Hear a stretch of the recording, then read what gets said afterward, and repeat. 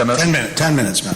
Senator from Illinois is recognized for 10 minutes. Thank you very much, Madam President, and thank you to the distinguished senator from Connecticut, not only for yielding time, but also for the extraordinarily hard work that he's put in over the last several days, and in fact over a week. And I want to thank his counterparts on the other side, including Senator Gregg, for their hard work. Now, the fact that we're even here voting on a plan to rescue our economy from the greed and irresponsibility of Wall Street and some in Washington is an outrage. It's an outrage to every American who works hard, pays their taxes, and is doing their best every day to make a better life for themselves and their families. And understandably, people are frustrated and they're angry that Wall Street's mistakes have put their tax dollars at risk, and they should be. I'm frustrated and angry too. But while there's plenty of blame to go around, and many in Washington and Wall Street who deserve it, all of us have a responsibility to solve this crisis because it affects the financial well-being of every single American. There will be time to punish those who set this fire, but now's not the time to argue about how it got set, or did the neighbor sleep in his bed or leave the stove on. Right now we want to put out that fire. And now's the time for us to come together and do that. When the House of Representatives failed to act on Monday, over $1 trillion of wealth was lost by the time the markets closed. It wasn't just the wealth of a few CEOs or Wall Street executives. The 401ks and retirement accounts of millions became smaller. The state pension funds of teachers and government employees lost billions upon billions of dollars. Hardworking Americans who invested their nest egg to watch it grow saw it diminish and in some cases disappear. And while that decline was devastating, the consequences of the credit crisis that caused it will be even worse if we do not act now. We're in a very dangerous situation where financial institutions across this country are afraid to lend money.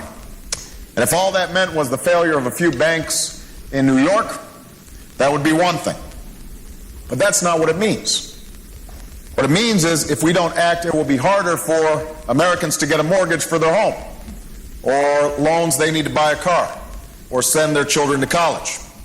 What it means is that businesses won't be able to get the loans they need to open a new factory or make payroll for their workers. And if they can't make payroll on Friday, then workers are laid off on Monday. And if workers are laid off on Monday, then they can't pay their bills or pay back their loans to somebody else. And it will go on and on and on, rippling through the entire economy. Potentially, we could see thousands of businesses close. Millions of jobs could be lost. And a long and painful recession could follow. In other words, this is not just a Wall Street crisis, it's an American crisis. And it's the American economy that needs this rescue plan. I understand completely why people would be skeptical when this president asked for a blank check to solve this problem. I was too, as was Senator Dodd and a whole bunch of us here.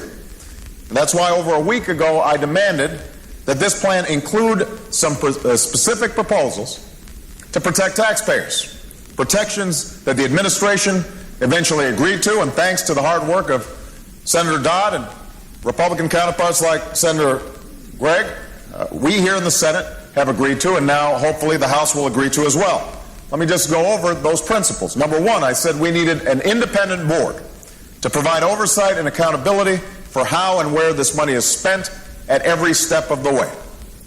Number two, I said that we cannot help banks on Wall Street without helping the millions of innocent homeowners who are struggling to stay in their homes. They deserve a plan too. Number three, I said that I would not allow this plan to become a welfare program for Wall Street executives whose greed and irresponsibility got us into this mess. And finally, I said that if American taxpayers are financing this solution, then they have to be treated like investors. They should get every penny of their tax dollars back once the economy recovers. Now, this last part is important because it's been the most misunderstood and poorly communicated part of this plan. This is not a plan to just hand over $700 billion of taxpayer money to a few banks. If this is managed correctly, and that's an important if, we will hopefully get most or all of our money back and possibly even turn a profit on the government's intervention, every penny of which will go directly back to the American people. And if we fall short, we will levy a fee on financial institutions so that they can repay for the losses that they caused. Now, let's acknowledge, even with all these taxpayer protections, this plan is not perfect. Democrats and Republicans in Congress have legitimate concerns about it. Some of my closest colleagues, people I have the greatest respect for, still have problems with it and may choose to vote against this bill, and I think that we can respectfully disagree. I understand their frustrations. I also know that many Americans share their concerns. But it's clear that, from my perspective, this is what we need to do right now to prevent the possibility of a crisis turning into a catastrophe. It is conceivable. It's possible that if we did nothing, everything would turn out okay. There's a possibility that that's true. And there's no doubt that there may be other plans out there that, had we had 2 or 3 or 6 months to develop, might be even more refined and might serve our purposes better. But we don't have that kind of time.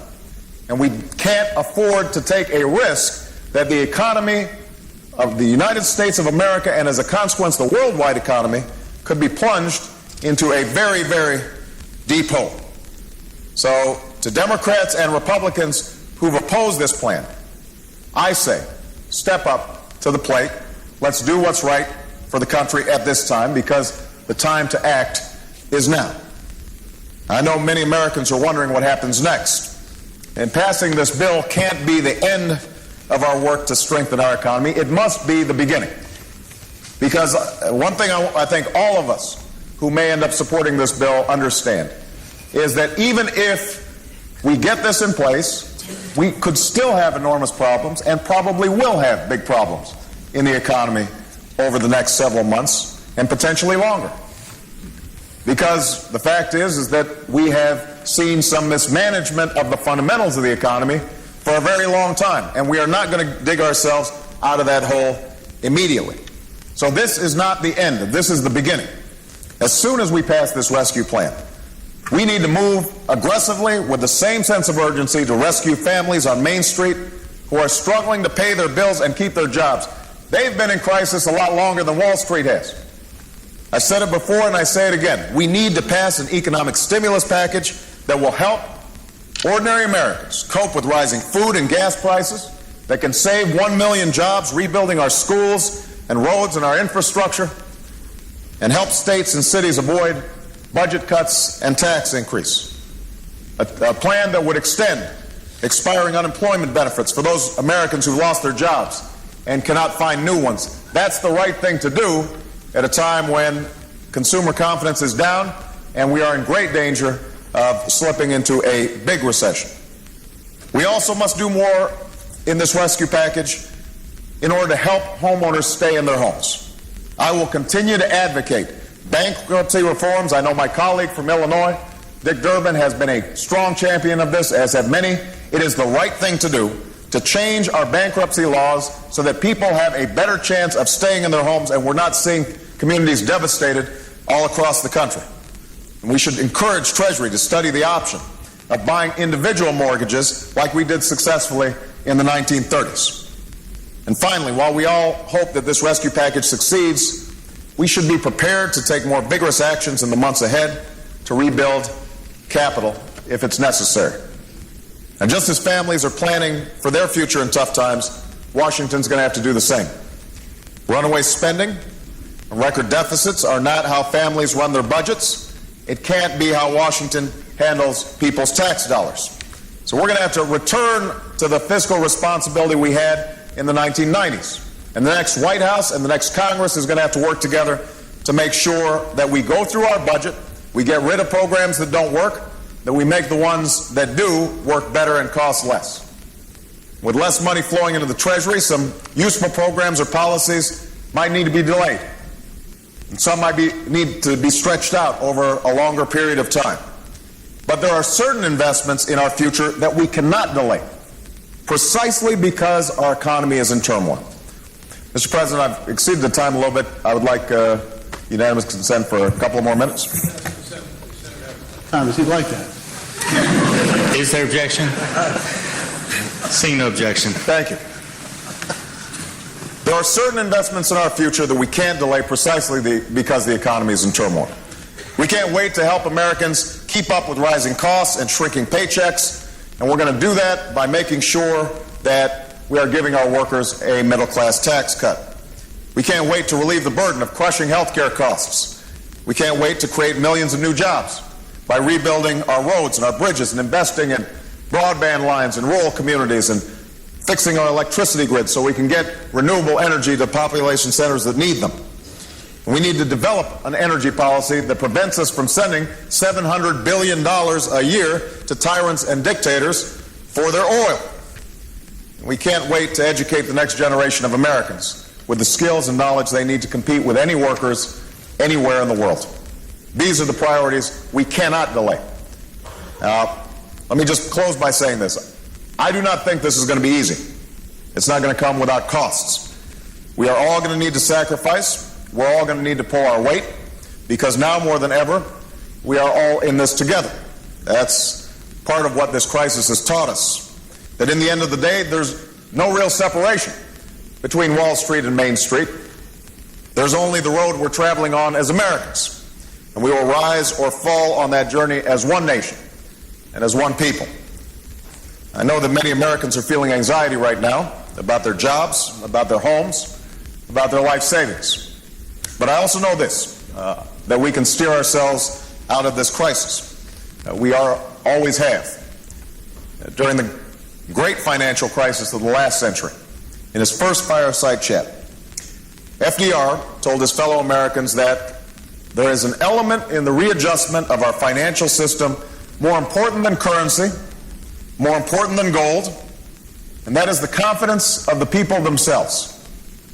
Confidence and courage are the essentials of success in carrying out our plan. Let us unite in banishing fear. Together, we cannot fail. We cannot fail.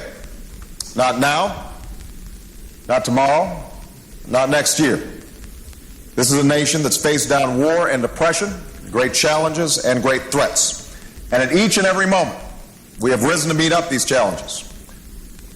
Not as Democrats, not as Republicans, but as Americans, with resolve and with confidence, with that fundamental belief that here in America, our destiny is not written for us, it's written by us. And that's who we are. And that's the country I know we can be right now. So I want to thank again the extraordinary leadership of Chairman Dodd in the Banking Committee, as well as Chairman Baucus and Majority Leader Reid. They have worked tirelessly. I want to thank the leadership in the House of Representatives. I urge my colleagues to join me in supporting this important legislation, understanding that this will not solve all our problems. It is a necessary but not sufficient step to make sure that this economy once again works on behalf of all Americans in their pursuit of the American dream. Thank you, Mr. President.